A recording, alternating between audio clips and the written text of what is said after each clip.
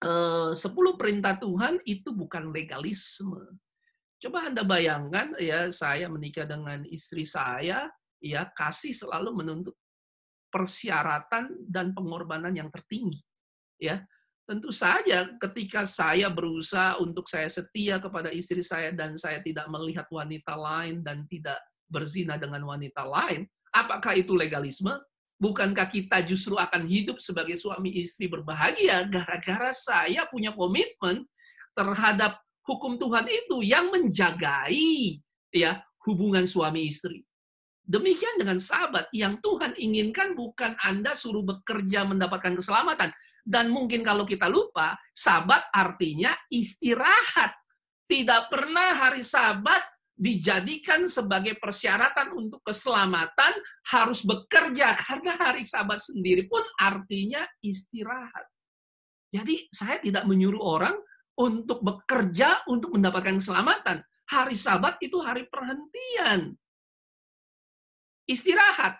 Tidak ada sesuatu pun yang lain. Oleh sebab itu, Yesus ya sangat penting mengenai pelajaran kita yang tadi di bagian 2 yang akhir mengenai hari perhentian penuh itu.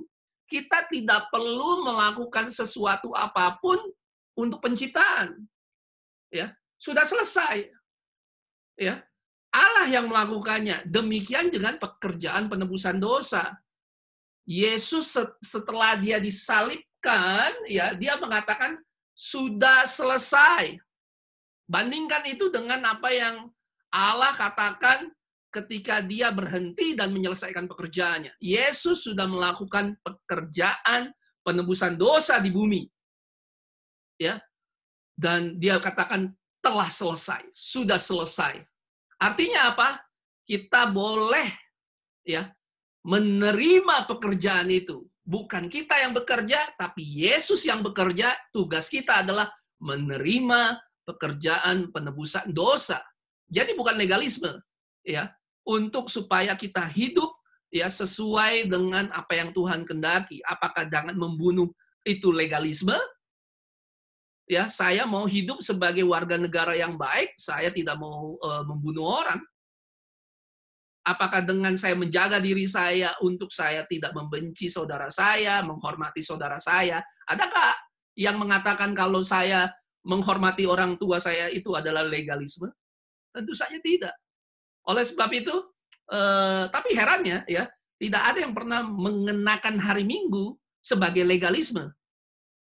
Tidak ada yang pernah mengatakan beribadah hari Minggu sebagai legalisme. Tidak ada yang mempertanyakan dasar firman Tuhan mengenai ibadah kekudusan hari Sabat telah ditransfer ke hari Minggu. Tidak ada, ya. Tidak banyak maksudnya, bukannya tidak ada. Ada orang-orang yang semakin akhirnya sadar ketika mereka membaca Alkitabnya, ya. Dan ketika mereka melihat bahwa ternyata ajaran yang selama ini berkembang dan diterima banyak orang Kristen itu tidak ada dasar firman Tuhannya, ya. Sekali lagi Tuhan Yesus mengingatkan, besar dan lebarlah jalan ya di mana banyak orang yang mengikutinya, dan sesak dan sempitlah jalan dan hanya sedikit orang yang mendapatinya, ya. Bukan berarti kebenaran yang populer yang diterima oleh seluruh orang itu sebagai kebenaran, ya. Bahkan kalau hanya sedikit orang saja, dan umumnya memang umat Tuhan itu adalah selalu sedikit. Bahkan di kitab Wahyu, umat Tuhan selalu dibilang umat sisa, remnant, karena jumlahnya sedikit. Ya, tidak banyak yang mau mengikuti Tuhan, ya, sesuai dengan apa yang menjadi firman-Nya. Dan kita akan masuk ke dalam materi berikutnya, bagaimana eh, mengenai hari perhentian penuh yang tadi saya bicarakan di bagian kedua, ya. Dan satu-satunya jalan perhentian itu adalah Yesus, anak Allah. Fakta bahwa Yesus adalah anak Allah yang berasal dari Allah bahkan sebelum dunia dijadikan. Dia adalah anak Allah dan hanya satu makhluk yang bisa benar-benar ya memberikan penebusan akan dosa. Jadi Ibrani 3 dan juga 4 sampai dengan ayat 13 ya, menjadi pelajaran bahwa orang Israel walaupun dipimpin Yosua masuk ke dalam tanah perjanjian, mereka tidak pernah masuk dalam hari perhentian. Dan Ibrani 4 dan seterusnya mengajarkan supaya kita untuk masuk ke dalam perhentian itu. Dan Ibrani 4 ayat 14 sampai 16 ini adalah jalan masuk ke dalam hari perhentian. Ya, ini arti spiritual yang sangat dalam dan ini juga mungkin buat teman-teman yang sudah memelihara hari Sabat, ya, bahwa ya benar kita memelihara hari Sabat, kita pergi ke gereja, kita beribadah, melakukan perbuatan baik di hari Sabat, tapi jangan lupa bahwa hari Sabat itu adalah tanda yang menunjukkan karya pekerjaan yang telah dilakukan oleh Imam Besar Agung kita, yaitu Yesus. Dan dia meminta untuk kita berpegang teguh pada pengakuan iman. Kalau Anda belajar tentang bait suci itu ada 3 bagian, yaitu pelataran, ruang kudus, dan ruang maha kudus. Ya, kalau Anda perhatikan bahwa di pelataran hanya ada 2 furniture, ya, yaitu mesbah korban, di mana seluruh anak domba, misalnya binatang apapun yang orang Israel masuk ke dalam satu pintu, dan pintu itu adalah Yesus. Ya, yang tugas mereka hanya datang, ya, menumpangkan tangan atas anak domba itu, mengaku dosa mereka tertransfer ke anak domba itu. Tugas iman adalah ya membawa korban itu dan membakarnya sampai habis. Dan darahnya akan dibawa masuk sampai ke dalam ruang kudus. Ya, 1 tahun 1 kali, ya, imam besar, ya, dan kita tahu imam besar yang dimaksudkan, ya, dari seluruh perjanjian lama itu mengacu kepada pelayanan imam besar agung kita, yaitu Yesus sendiri. Bedanya imam besar yang lain masuk, ya, membawa darah anak domba, sementara imam besar kita masuk membawa darahnya sendiri. Ya, kalau Anda perhatikan, ya, dari pelataran luar sampai ruang kudus sampai ruang maha kudus, tidak ada satupun pekerjaan yang dilakukan oleh orang Israel kecuali oleh imam, kecuali juga oleh imam besar. Tidak ada. Ini menunjukkan bahwa keselamatan, ya, itu hanya bisa dilakukan oleh imam. Dan 1 tahun sekali di hari raya pendamaian, imam besar harus masuk mendamaikan dosa-dosa. Seluruh dosa selama 1 tahun, ya, itu dosanya, darahnya yang dipercikan di tirai yang memisahkan antara ruang maha kudus, darahnya masih ada di sana. Dokumen atau rekor dosa-dosa orang Israel masih ada di tirai maha suci itu. Dan 1 tahun sekali harus dibersihkan. Dan kalau kita paham belajar bait suci, ya, bahwa tugas orang Israel yang berdosa, mereka hanya datang dan mengaku dosa. Jadi tidak ada satupun pelajaran dari Alkitab Perjanjian Lama dan juga Perjanjian Baru yang mengatakan bahwa orang Israel dalam mereka untuk mendapatkan pengampunan dosa harus melakukan sesuatu. Yang mereka harus lakukan, harus mereka datang memang bawa anak dombanya, menumpangkan tangan mereka di atas anak domba itu atau binatang sesuai kemampuan mereka, dan mereka mengaku dosa. Hanya itu. Ya. Imam yang bakar. Imam yang membersihkan. Ya. Imam yang menyalakan di ruang maha kudus, menyiapkan di meja roti sajian, ya, supaya tetap ada meja roti sajian dan setiap hari Sabat itu harus diganti. Imam juga yang memastikan supaya api di menorah atau 7 kaki dian itu terus menyala dan terus ada minyak. Imam juga yang memastikan supaya mesbah dupa itu tetap juga harum-harum wangi-wangian itu tetap ada. Ya, ketika 1 tahun 1 kali hanya imam besar, ya, kalau di ruangan kudus imam-imam secara bergantian dari suku Lewi, Tapi 1 tahun sekali hanya imam besar saja yang boleh masuk ke dalam. Dan semuanya ini menunjukkan perjalanan pelayanan Yesus. Yesus mati sebagai anak domba Paskah di meja korban itu. Dan itu mengingatkan mereka terus-menerus akan kedatangan Mesias. Ya, imam juga yang membersihkan tangannya sebelum dia masuk ke dalam, karena ada tempat bejana pembasuhan ya, untuk membersihkan mereka dari darah binatang yang mereka sudah, artinya arti rohaninya membersihkan mereka dari segala kematian yang ada, karena Yesus setelah dia mati dikuburkan, dia bangkit ya. Dan Yesus juga kalau Anda belajar di kitab Wahyu yang melayani di 7 kaki dian ya, di 7 kaki dian di gereja Tuhan ya. Yesus juga yang melayani di meja pendupaan dan meja roti sajian kalau Anda belajar juga di kitab Wahyu. Dan saat ini di mana Yesus? Yesus sedang ada di dalam tahap pelayanannya yang terakhir, yaitu di Bait Allah Maha Kudus ya, di depan tabut perjanjian. Kalau Anda baca di kitab Wahyu, ya, terbukalah bait suci dan di situ ada tabut perjanjian. Ada di kitab Wahyu, nanti silakan aja. Dan Yesus saat ini sedang ada di sana. Dan kalau kita tahu, pelayanan yang terakhir daripada imam besar adalah ketika dia berdoa, bersyafaat menjadi perantara, ada saatnya dia harus pergi keluar dari bait suci itu. Ya, berhenti bersyafaat. Ada saatnya nanti di dunia ini tidak ada pendoa syafaat, sehingga dosa tidak bisa kita minta ampun lagi. Di mana kasih karunia, pintu pengasihan itu akan ditutup. Dan berbicara Sabat tidak bisa tidak untuk kita berbicara tentang imam besar agung kita.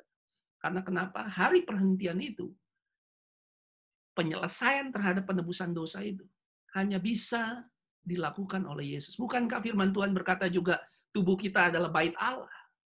Jadi siapa yang ada di dalam diri kita, bekerja di dalam diri kita untuk kita bisa masuk ke dalam tempat perhentian itu, yaitu Yesus imam besar kita. Ya. Jadi tidak ada sesuatu pun dari diri kita ya di dalam hukum Sabat ini menunjukkan setiap hari Sabat, setiap minggunya ya, menunjukkan pada kita tentang Yesus yang telah menebus, melakukan pekerjaan penyelesaian. Ya, dia juga ya adalah the author and the finisher of our faith. Dia adalah apa itu sih bahasa Indonesianya ya, penulis dan yang menyelesaikan iman kita. Ya, jadi tidak ada dari satu pun dari diri kita sebagai tubuh kita adalah bait Allah, pekerjaan yang berasal dari diri kita tidak ada. Itulah Sabat arti spiritualnya. Ya, jadi jangan lupakan itu ya. Yesus adalah imam besar, anak Allah ya, sehingga kita boleh masuk dengan penuh keberanian menghampari tata Allah Bapa. Ya, kalau Anda tata kasih karunia ya, mersisit di tabut perjanjian di mana ada dua malaikat ya, ada 2 serafim yang di bawahnya itu adalah hukum-hukum Tuhan ya, seperti mereka hendak melindungi hukum-hukum Tuhan, dan hukum Tuhan ada di bawah kasih karunia itu. Itu yang dimaksud dengan Paulus dengan kita tidak di bawah hukum Taurat, tapi kita di bawah kasih karunia. Tapi hukum itu adalah landasan daripada tata Allah. Kalau Anda ambil fondasi dari sebuah bangunan, apa yang terjadi? Kolaps. Ya, jadi hukum dan kasih karunia ini tidak bertabrakan. Coba ingat, kenapa Yesus harus datang? Ya, karena kita melanggar dosa. Kenapa kita tidak diampuni begitu saja tanpa Yesus harus datang? Karena hukumnya menuntut keadilan dan menuntut kematian bagi pelanggarnya. Itulah sebabnya Allah itu adil, tapi sekaligus di satu sisi dia punya kasih karunia. Dia mengasihi. Ya, dia kirim anaknya supaya dia menggantikan Anda dan saya untuk supaya kita beroleh persekutuan kembali dengan Allah. Jadi hari Sabat bukan legalisme, ya. Tidak ada yang menyuruh ketika kita bersabat melakukan pekerjaan untuk keselamatan. Justru ini mengingatkan kita tentang pekerjaan apa yang telah dilakukan oleh Yesus bagi kita. Nah, Yesus Kristus adalah satu-satunya jalan dan pengantara, ya. Aku adalah jalan, ya, kebenaran dan hidup. Tidak ada seorang pun datang kepada Bapa tanpa melalui aku. Tidak ada makhluk lain, hanya Yesus. Ya, ini ayat-ayatnya ada beberapa, 1 Petrus 2 ayat 5, karena Allah itu Esa. Jadi siapa Allah di mana kita harus datang kepada Allah itu, yaitu Allah Bapa, ya. Dan Esa pula dia yang menjadi pengantara antara Allah dan manusia, yaitu manusia Yesus Kristus. Ibrani 7 ayat 25, karena itu ia sanggup juga menyelamatkan dengan sempurna semua orang oleh dia datang kepada Allah, sebab ia hidup senantiasa untuk menjadi pengantara mereka. Jadi dia telah menyelamatkan kita dengan sempurna, pekerjaannya telah selesai, yang perlu kita lakukan adalah tinggal kita datang, meminta ampun, dan menerima hari perhentian itu, menerima pekerjaan yang sudah diselesaikan oleh Yesus, dan sekarang ini dia ada di atas sorga, ya, sebagai pendoa syafaat, pengantara, ya. Ada beberapa bahasa Ibraninya daripada pengantara, tidak semua kata pengantara ini sama, ya. Ya, nanti itu adalah saya bicara kalau Anda lihat nanti di tanya jawab alkitab.com, saya ada menulis mengenai roh Allah atau Allah roh, ya. Di situ saya berbicara secara khusus tentang perbedaan-perbedaan arti pengantara ini, ya. Tetapi sekarang ia telah mendapat suatu pelayanan yang jauh lebih agung karena ia menjadi pengantara dari perjanjian yang lebih mulia, ya.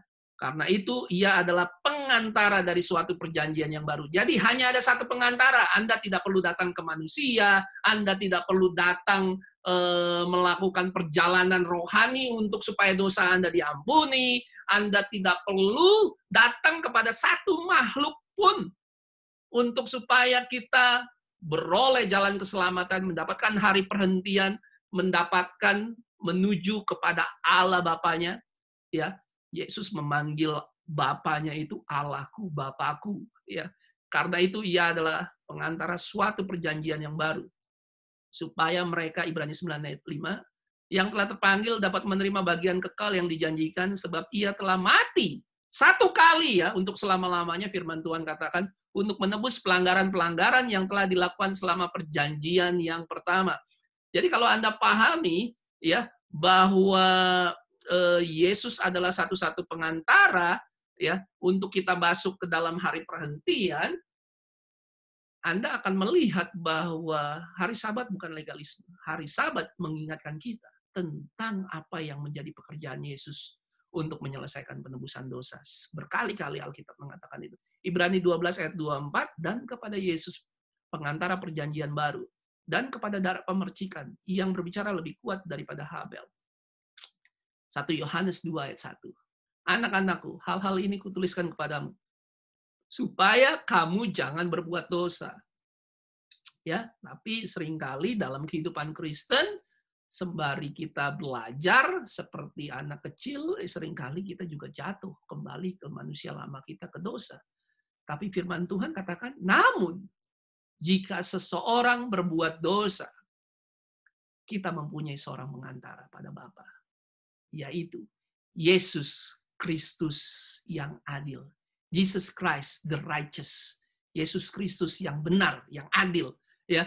Jadi buat teman-teman yang setelah mendengar bagian 1 dan bagian kedua dan berpikir bahwa Tuhan, saya telah melanggar kekudusan hari Sabat-Mu, jangan khawatir, ya. Yesus Kristus adalah pengantara Bapa. Yang perlu kita lakukan, kita datang berdoa meminta ampun, ya, merendahkan diri kita dan menerima hari perhentian penuh yang sejati yang hanya bisa diberikan oleh Yesus Kristus, ya. Nah, mungkin ada yang berkata, tapi pendetaku, gerejaku, dan pembimbing rohaniku berkata lain. Bukan hal yang pertama, karena di Alkitab, sepanjang Alkitab, para pemimpin orang Israel pun mereka menajiskan hukum Sabat. Mereka memperkosa hukum Taurat dan menajiskan hari Sabat. Dan sangat-sangat tragis apa yang terjadi karena mereka buta, ya. Ada karena ketidakmengertian, ada karena memang ada kebutaan rohani yang hanya Tuhan yang bisa mengangkatnya. Ini bukan saya ngomong, ini Nabi Yeskiel yang ngomong. Jadi kalau Anda bermasalah dengan omongan saya, bawa kepada firman Tuhan. Bawa kepada Yeskiel 22 ayat 26. Ini yang dikatakan mengenai para pemimpin rohani di Israel, umat Tuhan. Imam-imamnya memperkosa hukum Tauratku dan menajiskan hal-hal yang kudus bagiku. Mereka tidak membedakan antara yang kudus dengan yang tidak kudus. Jadi mereka tidak tahu, tidak mengerti perbedaan bahwa Tuhan itu memisahkan. Arti kudus itu adalah memisahkan, separate, ya. Kita ini umat yang kudus, artinya kita dipisahkan dari dunia, ya. Dan para imam ini tidak membedakan antara yang kudus dengan tidak kudus. Kalau Anda memahami pernikahan, pernikahan itu kudus, dipisahkan oleh Tuhan. Tidak boleh sedikit pun elemen dan pengertian dunia terhadap pernikahan antara satu pria dengan satu wanita diselewengkan. Tidak boleh. Ya, hari Sabat adalah kudus, ya. Jadi mereka tidak mengerti antara yang kudus dengan tidak kudus. Bukan saya ngomong, Alkitab yang ngomong. Tidak mengajarkan perbedaan yang najis dengan yang tahir. Ya, ini bahasa yang sangat keras. Ya, mereka tidak tahu membedakan apa yang najis dan apa yang tahir. Mereka menutup mata terhadap hari-hari Sabatku. Demikianlah aku dinajiskan di tengah-tengah mereka. Jadi melanggar hari Sabat, kekudusan Sabat, ya itu sama saja menajiskan Allah yang menciptakan kita dengan sempurna, ya, pada waktu penciptaan, dan pekerjaan yang dilakukan dengan sempurna oleh Yesus Kristus. Karena Yesus Kristus, ya, dia adalah anak domba dan dia juga imam besar. Dia juga imam. Ya, dia harus menunjukkan pengorbanan Yesus Kristus akan sia-sia kalau dia jatuh dalam dosa dan dia melanggar kekudusan Sabat. Ya. Salib Kristus akan sia-sia kalau dia jatuh dalam dosa. Dan melanggar kekudusan Sabat adalah dosa. Dan tidak mungkin diterima oleh Bapa pengorbanannya di atas kayu salib. Tapi faktanya bahwa dia mati dan dia dibangkitkan dan sekarang dia hidup dan sekarang dia ada di atas sorga menjadi perantara antara Bapa dengan umat manusia, ya. Itu fakta bahwa dia tidak berdosa, ya, dan dia tidak pernah melanggar hukum kudus.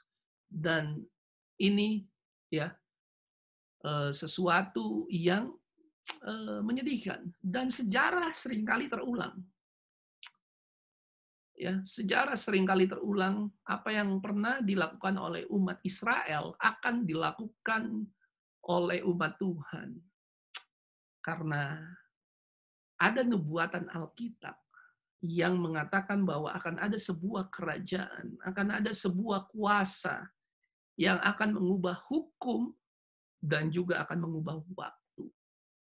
Ya, yaitu di kitab Daniel. Ya, kalau Anda tahu kitab Daniel, ya Daniel berkali-kali mendapatkan mimpi dari Tuhan, ya.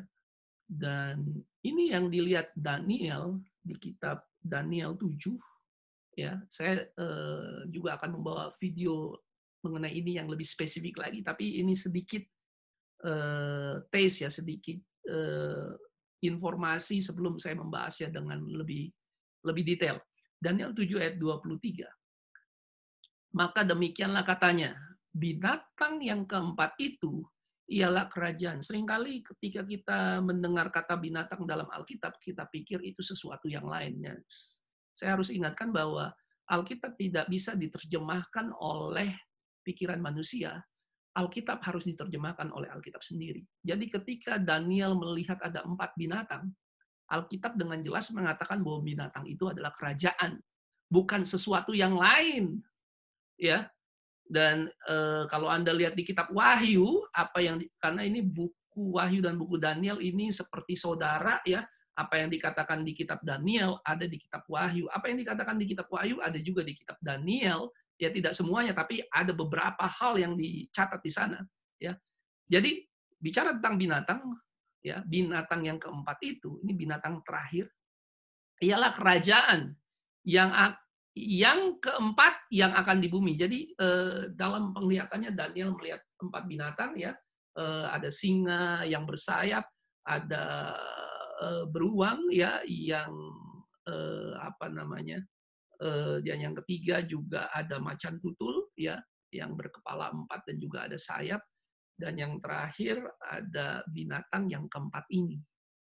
Ya, jadi mari kita lihat.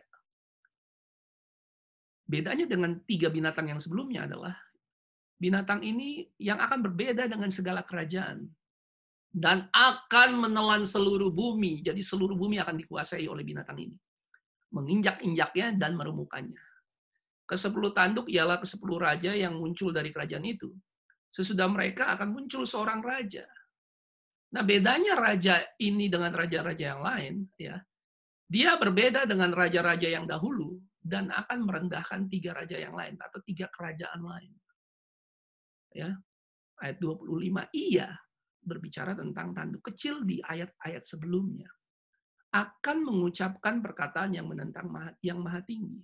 Jadi kerajaan ini bukan sekedar kerajaan sekuler, tapi dari perkataan ini dia menentang yang maha tinggi, artinya dia berurusan dengan agama, khususnya agamanya umat Tuhan.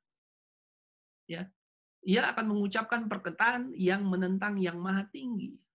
Di kitab Wahyu, ya, ada kata-kata hujat yang menentang Allah, ya, dan akan menganiaya orang-orang kudus milik yang maha tinggi, dan dia menganiaya umat Tuhan, ya. Dan si tanduk kecil ini berusaha untuk mengubah waktu dan hukum. Sangat menarik, ya. Tanduk kecil ini mengubah waktu dan hukum, ya. Dan mereka akan diserahkan ke dalam tangannya selama 1 masa dan 2 masa dan setengah masa. Jadi kita melihat, ya, bahwa tanduk kecil ini akan mengubah waktu dan hukum. Mereka akan menentang yang maha tinggi, ya. Bahkan orang-orang kudus Tuhan itu dianiaya, ya, dan dia memiliki masa untuk memerintah 1 masa dan 2 masa dan setengah masa. Saya ada menulis secara khusus di artikel freeangelsmedia.com mengenai siapa itu antikristus dan mengidentifikasi binatang yang dimaksud di dalam kitab Daniel dan juga yang ada di kitab Wahyu. Saya tidak akan bicara itu saat ini, tapi ini sekedar menjadi tambahan alasan bahwa isu mengenai hari Sabat, ya, isu akhir zaman adalah isu sebelum kedatangan Yesus adalah isu tentang penyembahan. Bukan isu mengenai yang lain. Ini adalah bukan isu mengenai perang fisik, ini tentang isu peperangan terakhir adalah tentang keselamatan manusia, yaitu mengenai penyembahan. Kita akan belajar juga mengenai hal itu. Ya, Wahyu 13 ayat 17 mengatakan, dan tidak seorang pun yang dapat membeli atau menjual selain daripada mereka yang memakai tanda itu, yaitu nama binatang itu atau bilangan namanya. Jadi akan ada satu kerajaan, satu kuasa yang disebut tanduk kecil, ya. Atau di Wahyu 13 yaitu binatang yang keluar dari laut, ya. Binatang pertama disebut, ya.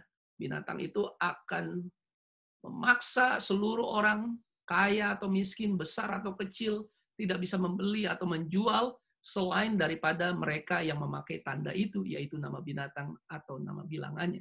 Jadi, secara spesifik saya akan berbicara mengenai perubahan waktu dan hukum. Hanya ada satu di dalam 10 perintah Tuhan yang berbicara mengenai hukum dan juga mengenai waktu. Yaitu adalah hukum Sabat. Ingatlah dan kuduskanlah hari Sabat. Ya, hari ketujuh. Hukum Sabat selain bicara tentang waktu, dia juga hukum.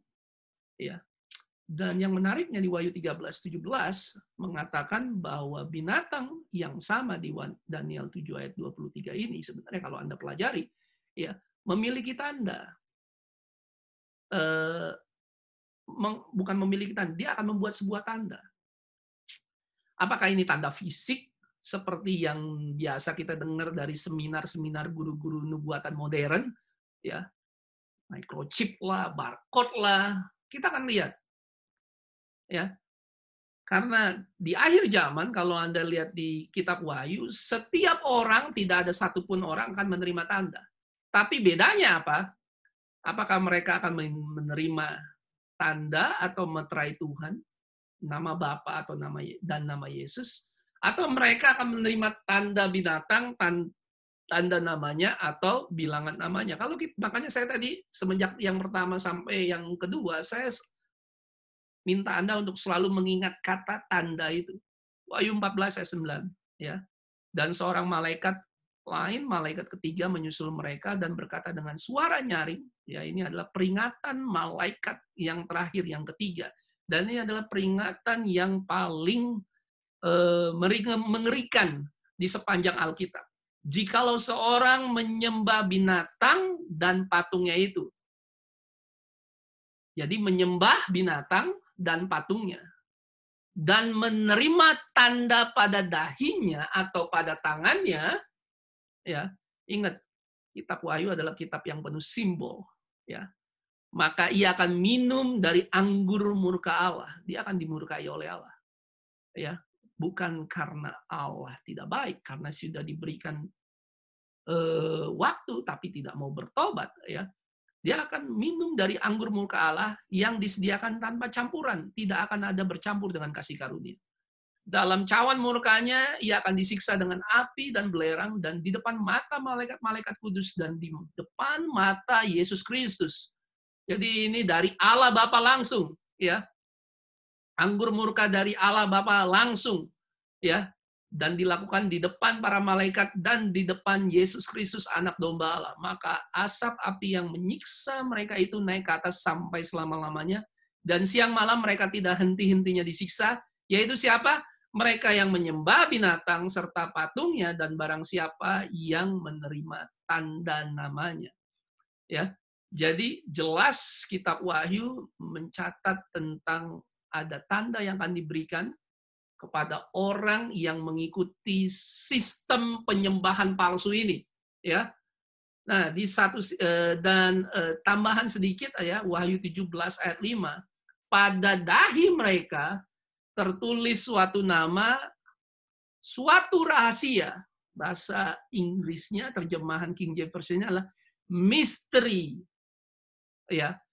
Babylon the Great, Babel besar, ibu dari wanita-wanita pelacur dan dari kekejian penuh bumi. Dan kalau Anda belajar mengenai kitab Wahyu, nubuatan, ya, wanita itu melambangkan gereja. Ya, kalau gereja yang putih, yang suci, yang bersih itu adalah gereja umat Tuhan. Tapi kalau gereja itu murtad, itu disebut pelacur.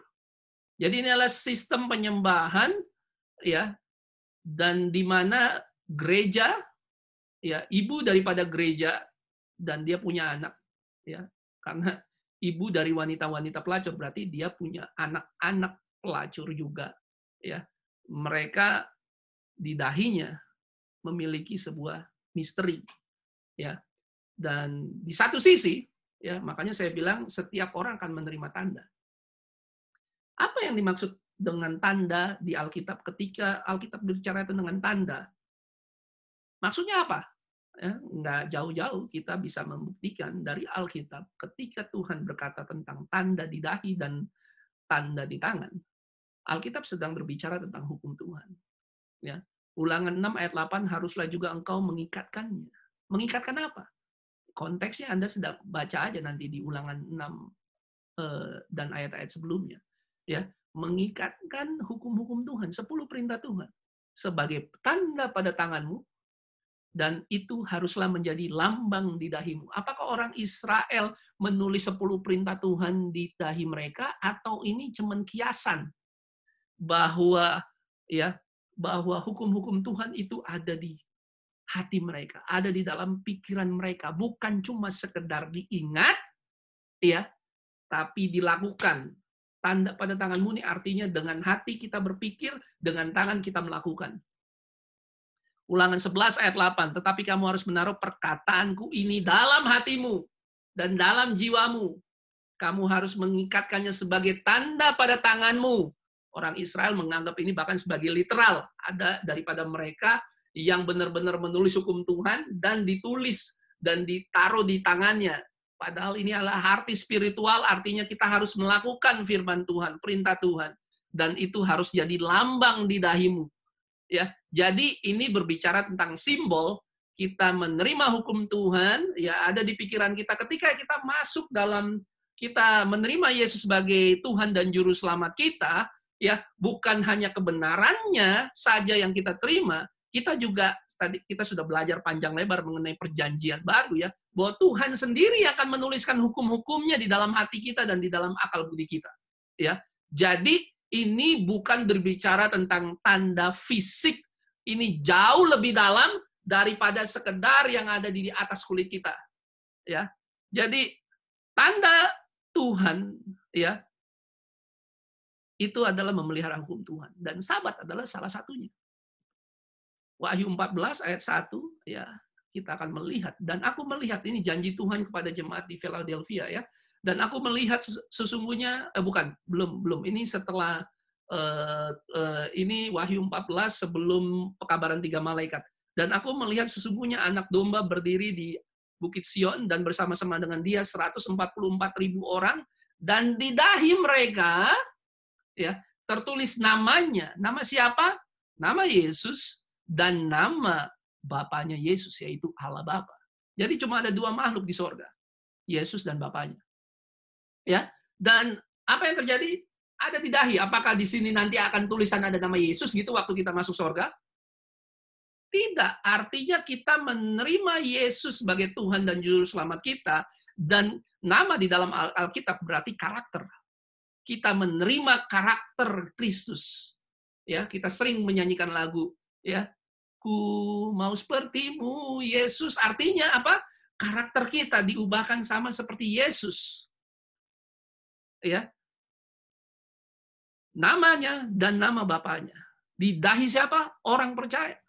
Sementara ya di ayat-ayat sebelumnya tadi ada sekelompok orang, jadi hanya 2 kelompok. Orang yang menerima tanda Allah, meterai Tuhan namanya, atau yang menerima tanda binatang, tanda namanya atau bilangan namanya. Ya. Yang terakhir ini adalah untuk jemaat di Philadelphia, Wahyu 3 ayat 12. Barang siapa menang, ia akan kujadikan soko guru di dalam bait suci Allahku, dan ia tidak akan keluar lagi dari situ. Ya. Dan padanya akan kutuliskan nama Allahku. Allahnya siapa? Allahnya Yesus, yaitu Allah Bapa. Ya, ini adalah Yesus sedang berbicara di surga, dan Yesus memang punya Allah. Yesus adalah anak Allah. Fakta bahwa Yesus adalah anak Allah, dia juga Allah. Ya, tapi Allahnya dia dan Allah kita, satu Allah yang di sepanjang Alkitab disebut, yaitu Allah Bapa kita. Ya, itu akan kutuliskan nama Allahku, yaitu Bapa, nama kota Allahku, ya, yaitu Yerusalem, yang turun dari sorga, dari Allahku, dan namaku, yaitu nama Yesus yang baru. Saya tidak tahu nama Yesus yang baru itu siapa. Ya, nanti di sorga kita akan tahu. Ya, dan namaku yang baru. Ya, jadi ini seperti paspor untuk kita masuk sorga, karena di situ ada nama kota Allahku Yerusalem. Kalau di paspor itu ada. kewarganegaraan mana, ya.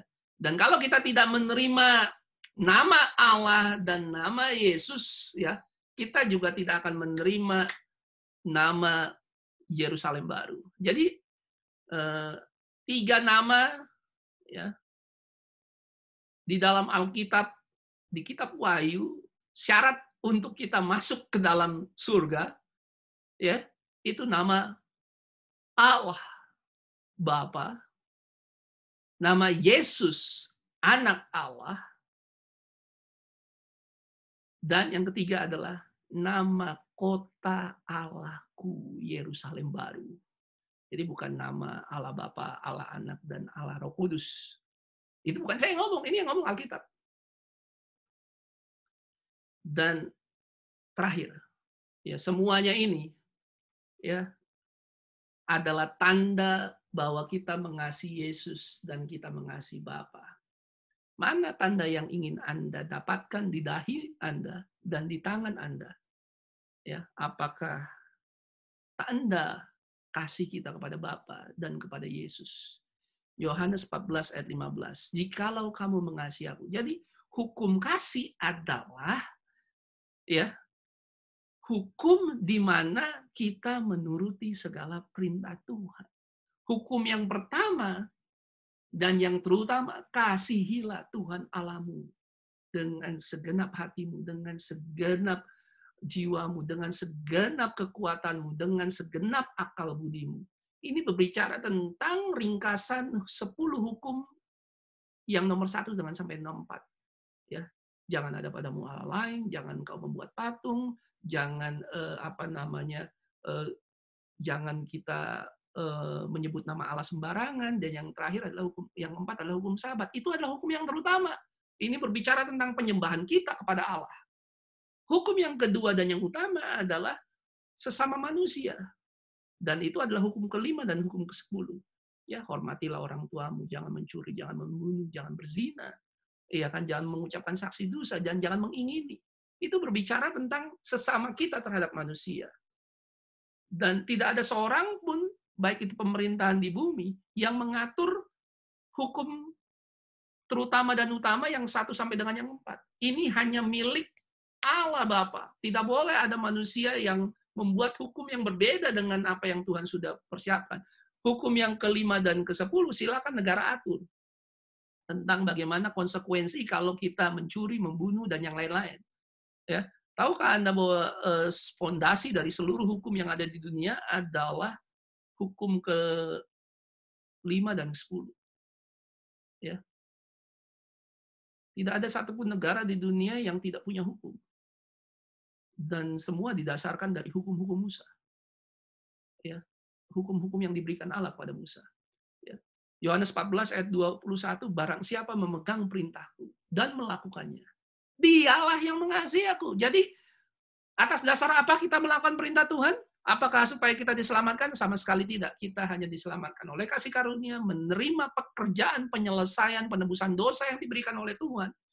Tapi setelah saya akhirnya diselamatkan, ya, saya ada di bawah hukum kasih karunia, saya tidak lagi melanggar hukum.